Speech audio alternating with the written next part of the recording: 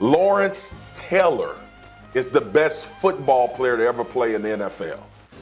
Lawrence, oh wow. I mean, the guy was just such a beast. And in the same way, just so dominant. Freak, phenomenal, just a phenom. He was just greatness personified. I mean, this guy did things that we never imagined could be done. The greatest and most demanding coach of all time. Bill Belichick also once said of his former pupil, "He helped make me a great coach. I'll tell you that much." In the world of sports, we always take one truth for granted. It is the hands of coaches that mold and polish raw gems into stars. But a player so dominant that he actually molded his coach in return to be a great coach, that alone is enough to show just how immense the glory LT brought to his team was. However, that radiant glory went hand in hand with the absolute nightmare he unleashed on his opponents. In fact, offensive legends didn't even consider him a regular opponent. They viewed him as fear personified. So just how terrifying was Lawrence Taylor to force the almighty NFL to rewrite its entire offensive playbook simply because he existed? Today, let's dive into the nightmare known as LT. To truly feel the sheer terror named Lawrence Taylor, we must rewind the clock to the late 1970s and early 1980s. This was an era when the NFL still possessed a strange kind of innocence, a world operating under linear, formulaic, and incredibly predictable rules. Imagine it like this. Quarterbacks back then acted as the brains of the offense, standing firm in the pocket behind the offensive line. They had enough time to go through their progression reads, pick a receiver, and fire off a pass without facing too much direct pressure. Linebackers focused primarily on run defense, reading the play and surging forward to stop rush attempts. Pass coverage duties were merely supplementary, not yet a tactical centerpiece. Up front, the offensive line operated quite basically, supporting the run game while holding the pocket. Positions like offensive tackle, even the left tackle protecting the blind side, were not yet considered elite positions. Consequently, the pass rush wasn't strong enough to exert overwhelming pressure. Defenses rarely created instant pressure, and the game moved at a breathable pace for the QB. But then, in 1981, that fateful day arrived. Lawrence Taylor, LT, officially joined the NFL after being selected by the New York Giants with the second overall pick in the draft. This was not merely a rookie's debut year. It was a milestone that completely altered the history of American football.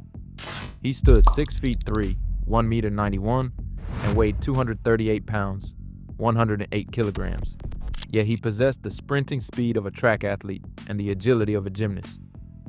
The Giants' coaches at the time, including Bill Parcells and Bill Belichick, were left standing with their jaws dropped as they watched their new pupil.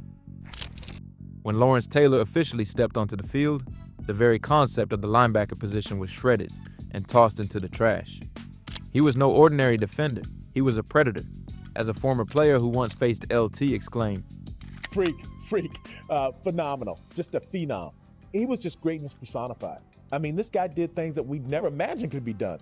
I mean, his speed, catching a running back, a quality all-pro running back from the backside, his power, running over 300-pound offensive linemen as if though they were figurines, intimidating quarterbacks to the point where, they wouldn't call signals until they found out where it was 56. A combination of terrifying speed, tyrannical strength, and wild instincts made LT an unsolvable puzzle. He didn't need complex tactics to get past his blockers. He could bulldoze right through them, run around them, or simply jump over their heads. Ron Jaworski, the former quarterback for the Philadelphia Eagles, expressed his profound admiration. I was fortunate to play 17 years in the National Football League against a lot of great defensive players. And there was clearly one player that stood out, in my opinion, as the toughest guy to play against, the toughest guy to game plan for, and the toughest team to beat, that being the New York Giants when LT was there. He was a phenomenal football player that revolutionized the game of football, changed how we play the game in that era, and he clearly deserves to be one of the all-time linebackers on the NFL's top 100 list. Congratulations. What made LT truly terrifying was his unpredictability, turning every offensive drive into a high-stakes game of survival. Instead of staying in one spot like traditional defenders, he became a ghost who could come crashing in from any angle on the field, rendering even the most solid protection schemes useless. LT unleashed lightning-fast blitzes, giving opponents not even a second to react or adjust their formation. As a result, opposing quarterbacks were thrown completely out of control, engulfed in sheer panic, never knowing where the number 56 Giant would appear from to shatter their plans. LT's fear factor also came from his ice-cold mindset and remarkably minimalist thinking. While other players stayed up late studying stacks of playbooks or memorizing opponents' schemes, Lawrence Taylor operated like an entity beyond all conventions. Legendary player Michael Strawn once recalled a humorous story told by Phil Simms.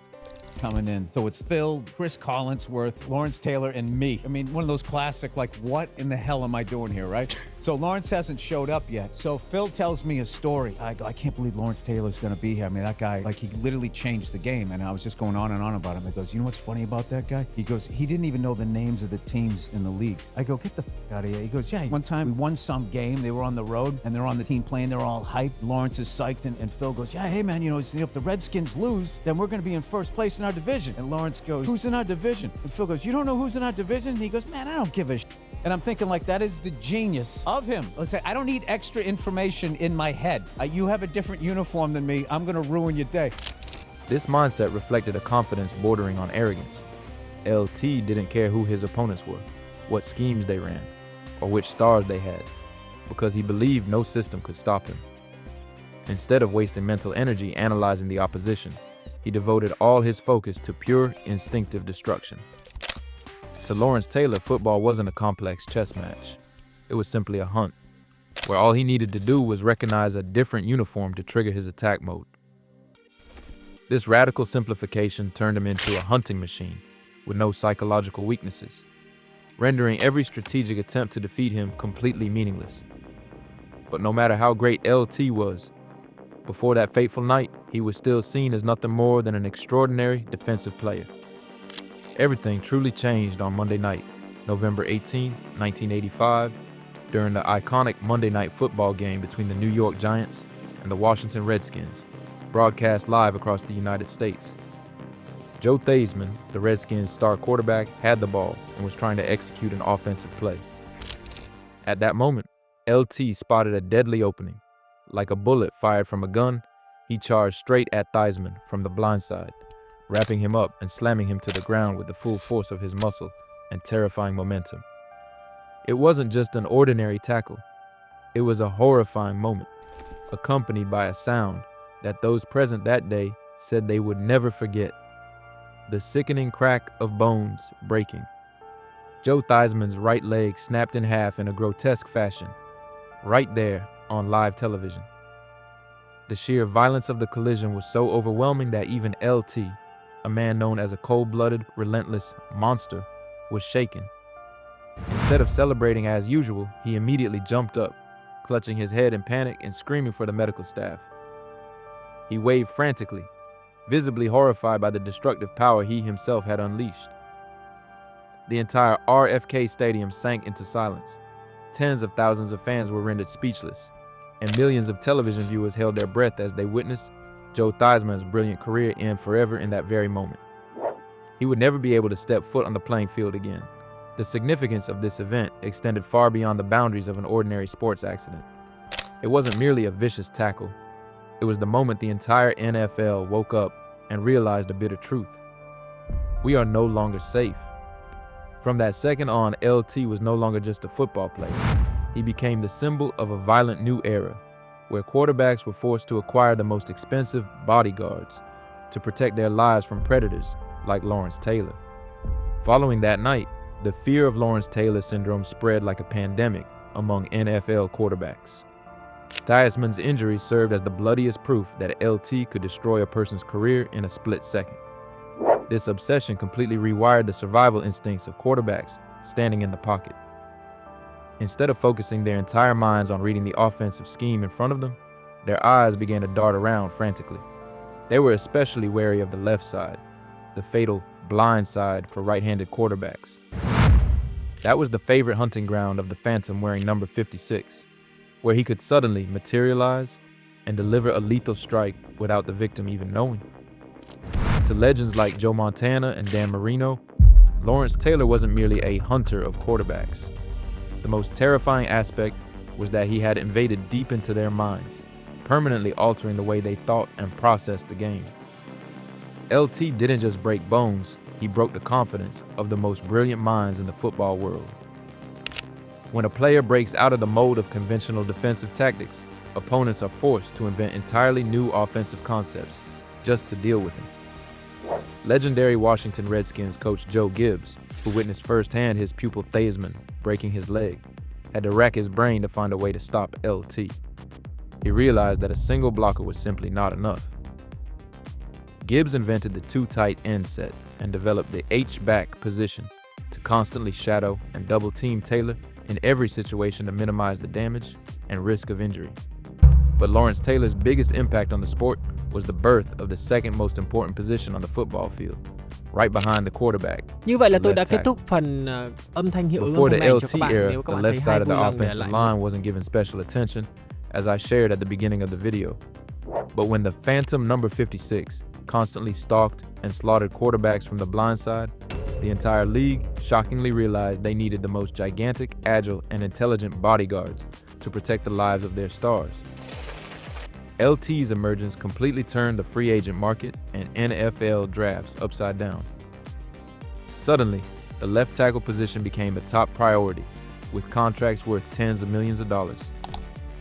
If you've ever seen the Oscar-winning movie The Blind Side about the life of player Michael Oher, you'll see that the entire plot revolves around the vital importance of protecting the quarterback's blind side. That concept, the reverence for that position, is the direct legacy of the terror named Lawrence Taylor. It can be said that Lawrence Taylor single-handedly created the left tackle position as we know it today. It is incredibly rare in sports history that a single defensive player has the power to force the entire offensive system of a grueling league like the NFL to rapidly evolve just to adapt. He didn't just play the game, he forced the whole world to change the way it was played because of him. If Lawrence Taylor had simply been a machine of destruction on the field, his story might have been a perfect epic. However, LT's life was much more complex and darker than that. Behind the brilliant halo was a series of all-night parties, involvement with drugs, and a string of serious legal troubles. He was once suspended by the NFL for substance abuse, lived in paranoia, and gradually lost himself in drug binges. Teammates and coaches frequently had to quietly clean up the messes he caused because they understood a harsh truth. Come Sunday, that deeply troubled man would don jersey number 56, step onto the field, and bring home victories for them. LT was the embodiment of a tragic contradiction. On the field, he was an invincible god, but off it, he was a deeply flawed human being wrestling with the demons in his own soul. It is a sad but true fact that the chaos in his personal life was sometimes the fuel that drove his brutality on the field. The ultimate fear he created for opponents eventually turned inward, self-destructing his own life. Despite the dark shadows surrounding him off the field, Lawrence Taylor's athletic legacy stands tall as an indestructible, eternal monument. Let's glance at his massive collection of achievements: a prestigious spot in the Pro Football Hall of Fame, 2 coveted Super Bowl rings, and 3 NFL Defensive Player of the Year awards. But the craziest peak has to be his NFL MVP, Most Valuable Player title in 1986. It must be emphasized that the MVP award is almost by default reserved for quarterbacks or running backs. Throughout the over a century-long history of the NFL, only 2 defensive players have ever laid hands on this title, and LT is the most recent to achieve the impossible. Along with 132.5 sacks over his career, he single-handedly transformed the entire face of the 3-4 defensive system. Yet, if you take those dazzling numbers and ask the veterans who faced him directly, they will brush them aside and consider them merely lifeless statistics. Because the greatest thing Lawrence Taylor left to this sport doesn't lie in dry records, but in one word: fear.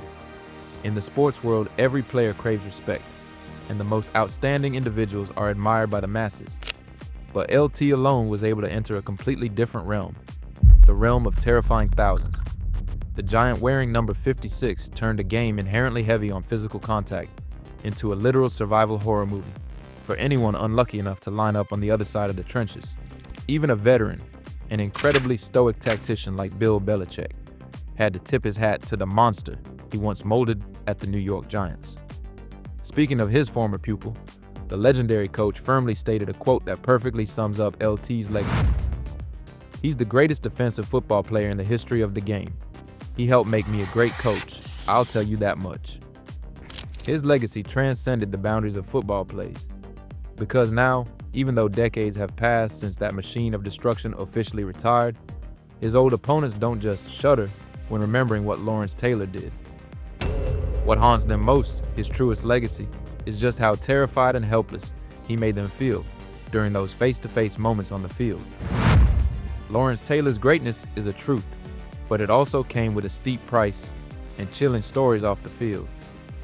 So ultimately, what turned LT into the ultimate nightmare in NFL history? His unparalleled physical attributes, or a wild mind that went far beyond the definition of fear? Leave a comment below so we can discuss it.